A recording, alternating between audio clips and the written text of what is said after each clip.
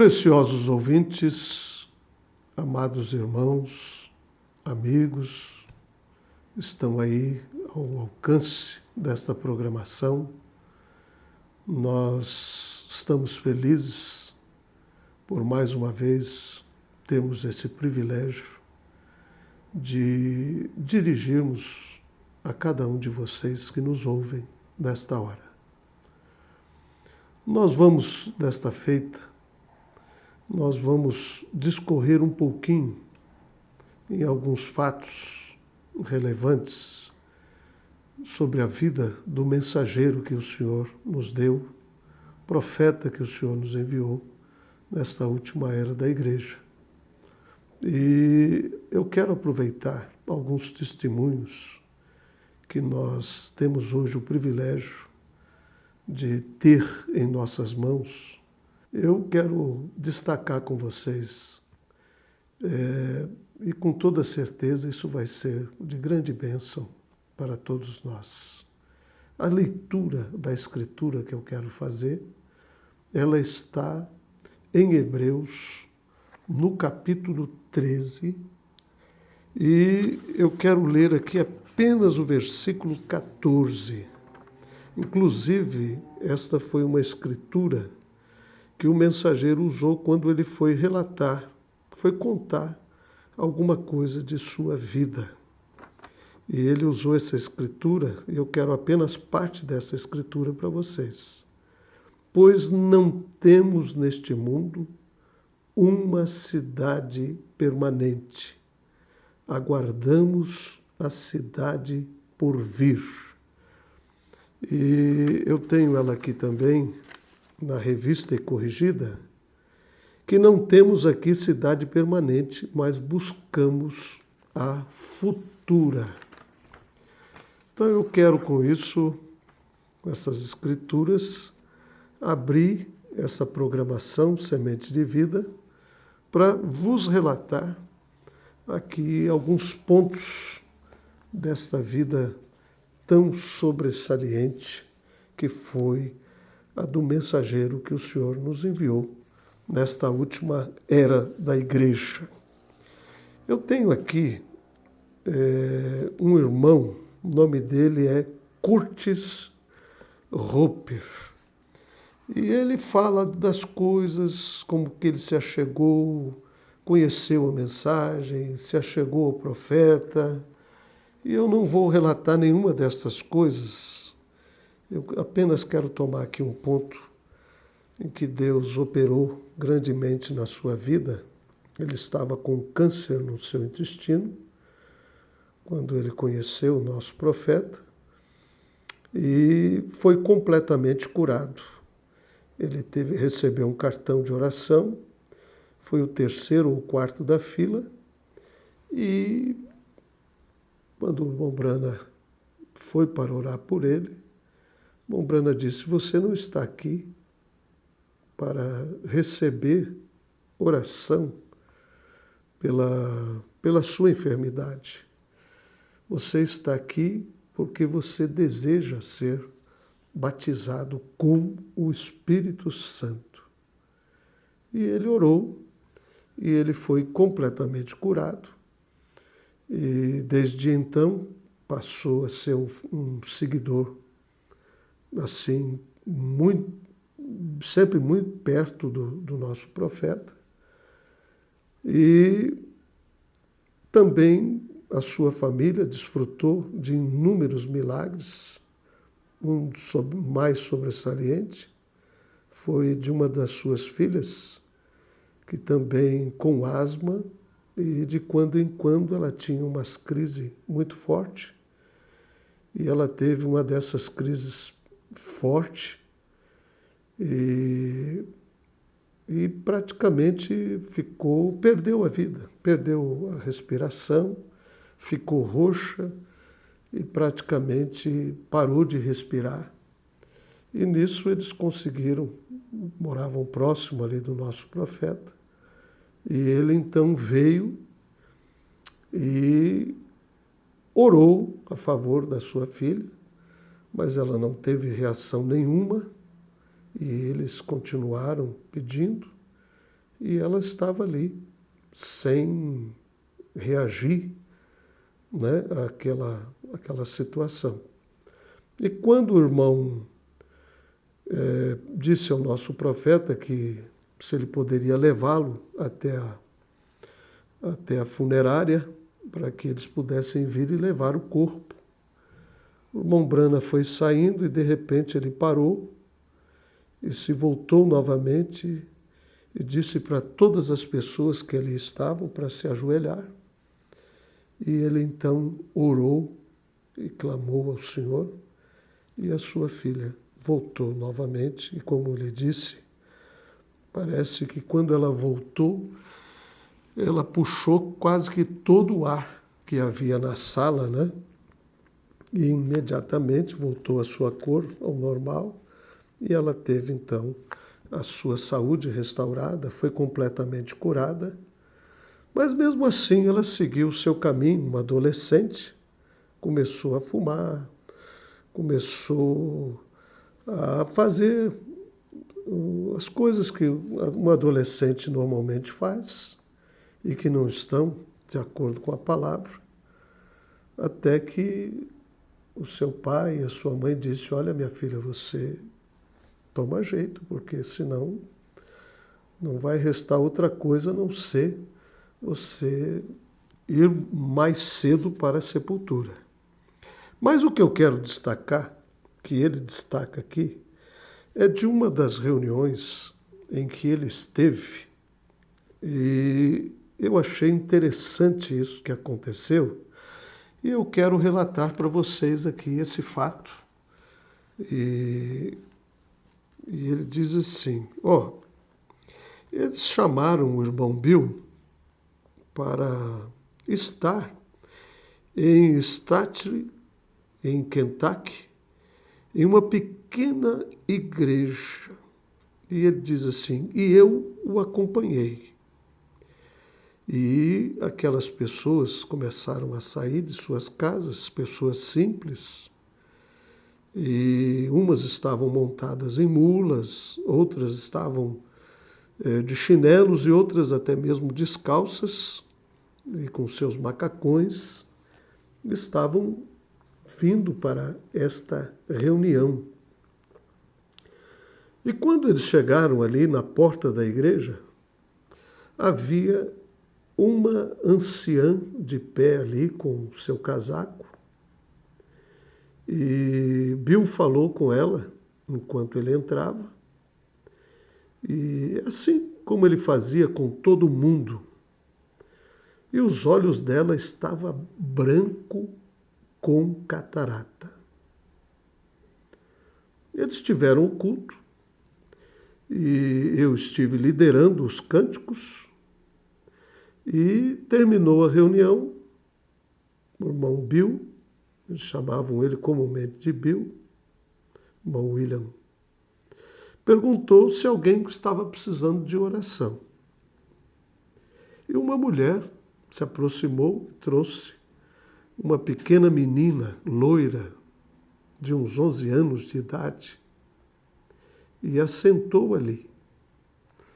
E ela nunca ouviu e ela nunca falou, portanto era uma menina surda e muda. E a mãe disse, olha, eu tenho também uma outra filha em casa, mas eu não consegui trazer as duas. E então, enquanto eles estavam ali conversando, o irmão Brana colocou os seus braços ao redor daquela criança e começou a dar tapinha nas costas dela para ver se havia algo realmente errado. E ela nem mesmo se movia.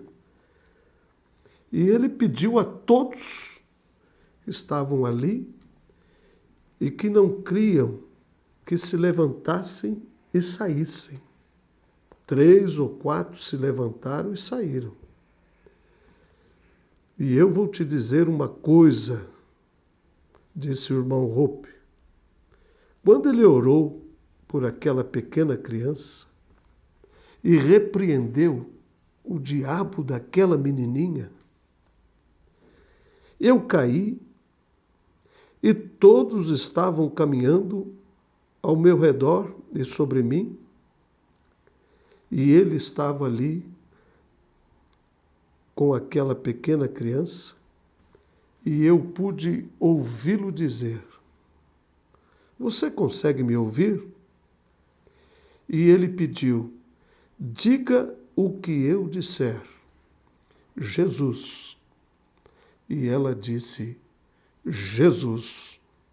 Só então ele olhou para aquela senhora que tinha aquelas cataratas nos olhos e disse: "Mãe, abra os seus olhos." E ela piscou algumas vezes e eles estavam tão limpos quanto podiam estar. E ele diz assim: "Então eu percebi que aquilo não era coisa para nenhum homem fazer. Deus teve que fazer aquilo." Então eu noto em todos esses testemunhos maravilhosos que hoje nós podemos desfrutar destas bênçãos, nós entendemos isso pelo Espírito, que isso não estava no homem. O homem foi apenas o vaso que Deus estava trabalhando, que Deus estava operando através dele. O irmão Liviu, ele conta de uma ocasião em que eles estavam em uma reunião especial que eles tiveram ali em Miami. E ele disse, enquanto o irmão Brana estava ali pregando na plataforma, ele cutucou o irmão Bozuor, cutucou o irmão Liviu e disse: "Olha, há 40 anos eu oro pedindo a Deus para que aquele mesmo ministério de Jesus se manifestasse." E ele disse: "E aí está." Olhando para o profeta, disse: "E aí está esse ministério de Cristo manifestado." E ele contou essas coisas assim, parece ser tão simples, tão singela, mas nós estamos falando parece que nós nos acostumamos, né, com o sobrenatural, o que não deveria acontecer, mas todos esses fatos, quando nós olhamos através do Espírito, nós vamos ver que isto não estava no alcance do homem. Tinha que ser mais do que um homem operando para que essas coisas pudessem tomar lugar. E ele diz assim,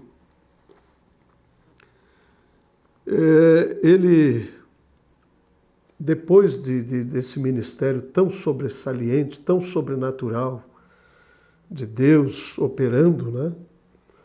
As pessoas chegaram mesmo a confundi-lo com o próprio Senhor. E, infelizmente, aquele mesmo Espírito que se levantou naquela ocasião, naquele tempo, a gente sabe que os Espíritos não morrem. As pessoas morrem, mas os Espíritos não morrem. E aquele mesmo Espírito que estava lá já naqueles dias e que cria que o irmão Brana era mais do que um homem, que ele era o próprio Deus em carne, ele conta que, eu achei isso interessante, estou frisando isso para vocês, para que nós possamos, pelo Espírito, compreendermos, separarmos o homem do ministério.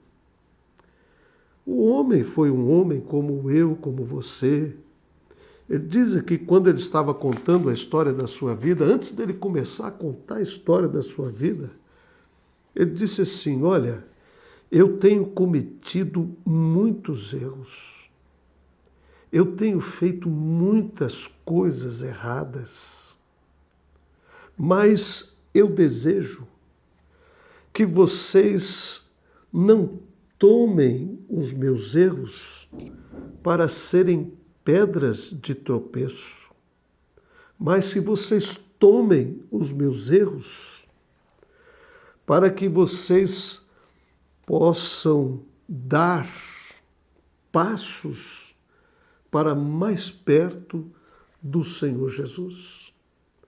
Foi isso que ele desejou todo o tempo, nos levar a uma experiência viva com Cristo, viva com Deus. E a sua vida foi tão sobrenatural, foi tão sobressaliente, milagres que você não pode nem mesmo imaginar, e nós ficaríamos anos relatando todas as coisas sobrenaturais que tomaram lugar no seu ministério. Mas eu estou fazendo isso para chamar a atenção, principalmente dos nossos irmãos, que infelizmente às vezes entendem mal, né? Levam para um outro lado, como nós temos aí pessoas que estão agindo da mesma forma com que agiram lá naqueles dias. Olha o que ele escreveu, o irmão Mombrana escreveu para o irmão Kurtz Rupp. Ele disse assim: o irmão Bill me mandou uma carta um dia e dizia: Kurtz, eu tenho algo a lhe dizer. Eu tenho que sair daqui. O povo está tentando fazer de mim o Messias. Eles estão batizando as pessoas lá em Kentucky em meu nome. O Senhor não vai deixar ninguém tomar a sua glória. E ele disse: há muito fanatismo agora. Então a gente vê que essas coisas foram interpretadas de uma maneira errônea.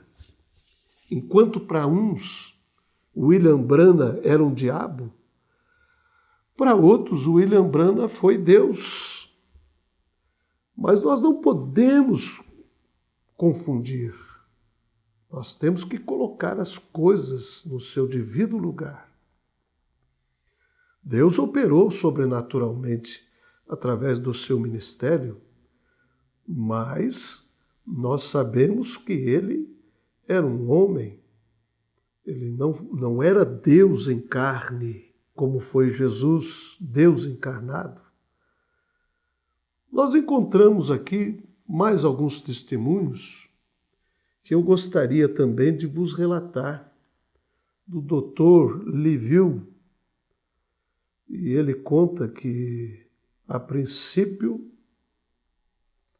ele tinha ouvido falar do nosso profeta, William Branham, mas ele simplesmente questionou, né? Ele achou que tudo aquilo fosse uma telepatia e aquelas coisas todas, até que um amigo, a esposa convidou ele para ir, vamos à reunião. Foi à reunião, voltou encantada, havia presenciado o sobrenatural, mas ele se mantinha sempre relutante quanto a ir às reuniões. Até que um dia um amigo do peito o convidou para estar numa das reuniões do nosso profeta, e ele então, como que não tendo como recusar, foi. E ele diz assim: olha, nós fomos à reunião e quando chegamos, nos assentamos ali na galeria, e quando o irmão Branham tomou a plataforma, ele disse Esta é a última noite do encontro e nós ainda temos muitos cartões de oração que serão distribuídos. Eu quero fazer uma proposta e só quem tem os cartões de oração é quem podem votar. Você pode ver 25 milagres garantidos dos piores casos presentes aqui nesta noite, ou todos vocês podem passar pela fila de oração, aonde 60% dos casos vão ser curados. Eu quero ver as mãos daqueles que têm os cartões. Quantos querem ver os milagres? E eu estava gritando por dentro, porque quem no mundo já havia ouvido falar em 25 milagres garantidos? Nem Jesus disse, eu garanto 25 milagres. Ele disse que poderia garantir um por vez, como quando ele curou o paralítico lá em São Mateus, no capítulo 9, o versículo 5. E eles voltaram que todos iriam passar pela fila de oração, onde 60% seriam curados. Mas a coisa mais surpreendente, diz o irmão Livio, é que havia cerca de 200 ou 300 pessoas e não houve um sequer que não saiu curado. Cada pessoa que entrou muda saiu falando, cada pessoa que entrou surda saiu ouvindo, cada pessoa cega saiu vendo, até mesmo aqueles que estavam com seu corpo todo retorcido como espaguete cozido, foi completamente curado, instantaneamente restaurado. Então, não foram apenas 25 milagres. Foi mais de centenas de pessoas curadas e desde então ele foi totalmente convencido de que Deus estava agindo de uma forma sobrenatural através deste ministério. Uma pessoa, como ele disse, uma pessoa tão simples, uma pessoa tão humilde. E uma das coisas mais sobressalientes desse ministério é que foi que quanto mais Deus operou através deste ministério, mais simples e mais humilde, e mais o homem desapareceu para que somente Cristo se manifestasse, para que somente Cristo fosse verdadeiramente glorificado. Ele diz assim: todo homem grande é muito humilde, muito amável com as pessoas. E eu quero relatar, eu estou apenas tomando alguns tópicozinhos aqui, alguns pontos desses testemunhos maravilhosos que foram legados a nós, noiva de Cristo. Temos esse privilégio, né? Eu disse assim, olha, eu vi tantas coisas acontecerem na esfera da cura divina. Por exemplo, ver pessoas definhadas, ver pessoas comidas de câncer se levantarem de suas camas e serem completamente restauradas. Havia uma garotinha que era uma deficiente mental e ele apenas colocou a mão sobre ela e ela instantaneamente voltou a sua mente ao normal. Então ele relata que foram incansáveis curas. Nós temos relatos, tudo que foi parte, né, do mundo afora, de milagres e prodígios e maravilhas que Deus operou através do seu profeta, William Marion Branham. Pode que alguns de vocês que nos ouvem aí pela primeira vez estejam sem saber do que é que nós estamos falando. Nós estamos falando de um profeta. Deus nos visitou nesta era com um profeta. Malaquias 4, eis que vos envio o profeta Elias antes do grande e terrível dia do Senhor.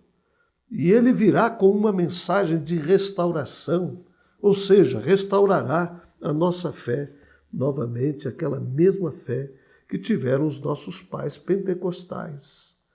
Tem mais um relato aqui sobre Saliente que eu gostaria de partilhar com vocês.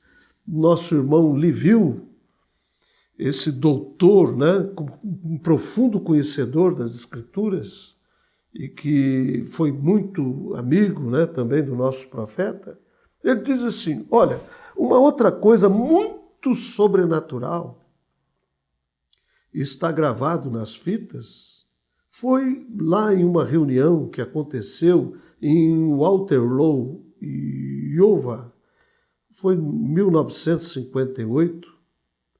Foram reuniões muito tremendas, mas uma noite eu estava sentado na plataforma enquanto o profeta William Branham estava falando e ele disse, eu digo isto como um servo de Deus, enviado pela mensagem de um anjo que ungiu e tem provado ao povo que Jesus está aqui.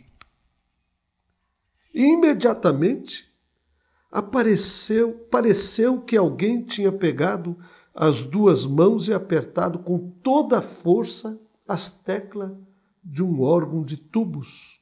Rapidamente eu pulei para acenar para a menina parar de tocar o órgão. Mas nós nem tínhamos o órgão, era apenas um piano. E a menina que tocava o piano já tinha deixado a plataforma.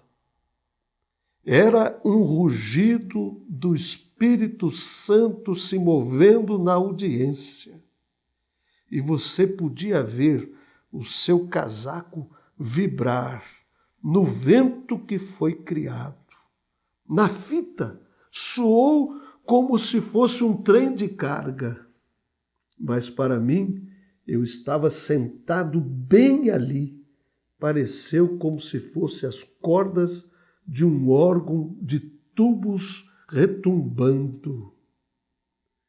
Deus deu ao nosso profeta inúmeros testes, ou seja, provou de todas as maneiras que você possa pensar ou mesmo imaginar. E ele conta aqui acerca de uma reunião em que ele também estava nessa reunião, participando, né? Então é muito bom porque nós temos o relato do nosso profeta e agora nós temos aqui uma confirmação de uma pessoa que estava lá assentada naquela mesma hora em que aquela situação estava se desenrolando. E ele diz assim, olha, Deus deu ao nosso irmão Branham um verdadeiro teste. Naquela noite, naquela reunião, um jovem casal entrou e começou a abraçar e beijar e fazer papel de bobos na reunião. Eu sei que você já se lembrou desse fato, porque o nosso profeta já nos contou acerca disso. E o irmão Branham ficou pálido, ficou se movendo de um lado para o outro, enquanto ele estava ali no púlpito. E eu não acredito que eu já tenha orado com tanto fervor em minha vida como eu orei naquele momento. Eu senti que era um ultimato. E eu disse, ó Deus, se eles forem mortos, esse ministério estará acabado. Tudo estará acabado. Seria, na verdade, comovente, seria sensacional, mas não seria compreendido. De nenhuma maneira, isto jamais seria compreendido. De repente, ele simplesmente relaxou e disse, eu lhes dou suas vidas. E eu fiquei muito feliz com aquele resultado.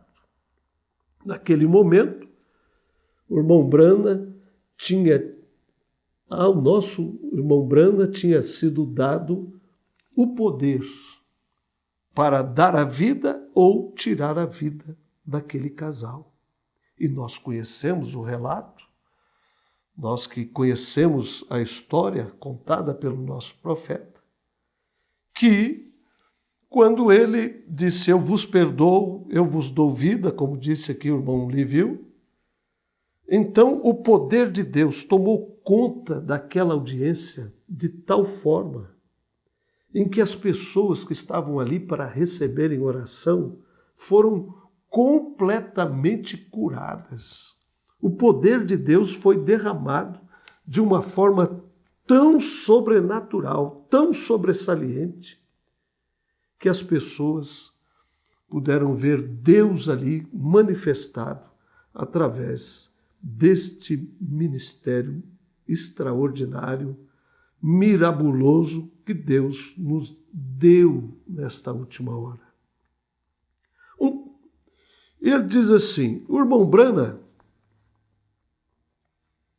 ele conta aqui acerca também de uma outra experiência muito sobrenatural, e eu vou deixar, não vou contá-la, porque está falando aqui de quando ele voltou daquela ocasião de caça, em que ele falou para a tempestade, né, e aquela coisa toda, e eu não vou tomar tempo, porque o tempo já não nos permite mais, mas o que eu quero deixar aqui com vocês, aqui, antes de nós encerrarmos esta reunião, esse programa, é o perfil deste homem, a maneira singela, simples, com que ele agiu, com que ele procedeu.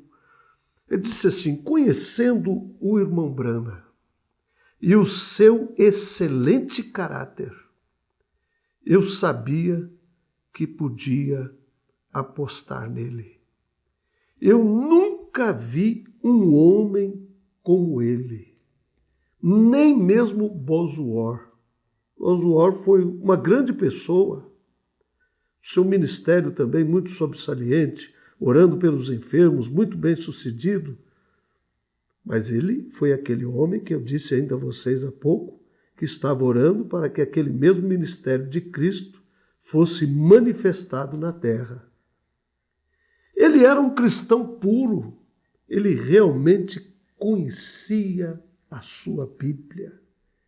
Eu diria que o papai Bossuet era o único homem capaz de carregar a bagagem do irmão Brana.